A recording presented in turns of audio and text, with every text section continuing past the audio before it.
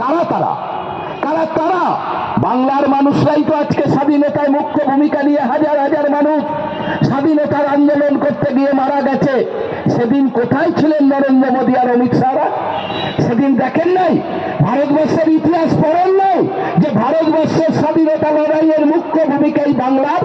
আজকে সেই বাংলাকে আপনারা বলছেন বাংলা ভাষার কথা বলা যাবে না। বাংলা ভাষা বলে কিছুই নাই।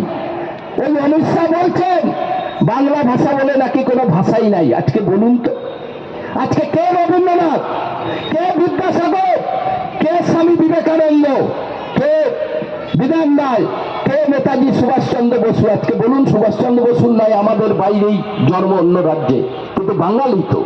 আজকে এই বাঙালি মানুষগুলো কারা? কারা আজকে ভারতবর্ষের গৌরব এনে দিয়েছে বিভিন্ন ভাবে বাংলার মানুষরা? আর যে রাজ্যে সেই মানুষগুলোর জন্ম, সেই রাজ্যের মানুষকে বলছেন বাংলা ভাষায় কথা বলা যাবে না। বাংলা ভাষায় কথা বলেই তাকে বাংলাদেশি করে পাঠিয়ে দেওয়া হবে। কি আশ্চর্য ব্যাপার দেখুন। আজকে সেই ষড়যন্ত্র করছে বিজেপি। আজ গোটা বাংলা থেকে প্রচুর নাম বাদ দিয়ে ভোটার লিস্টে আজকে তারা বাংলার ক্ষমতায় আসতে চাইছে। যার প্যান কার্ড আছে, যার ব্যাংকের বই আছে, যার গ্যাসের বই আছে, সে বাংলার নাগরিক, সে ভারতবর্ষের নাগরিক। লড়াই হয়েছে, দিন পড়েছে। আজকে সুপ্রিম কোর্টকে আজকে বলতে হয়েছে যে আধার কার্ড যার আছে সে ভারতবর্ষের নাগরিক। এটাই তো মমতা ব্যানার্জির জয়, এটাই তো আপনাদের জয়।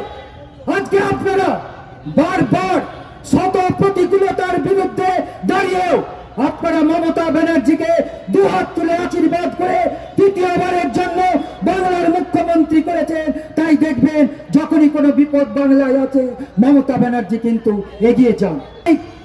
রক্তমদের ঢালা বাংলা ভাষা পচ আপত্তি যার, ভারত ছেড়ে পালা।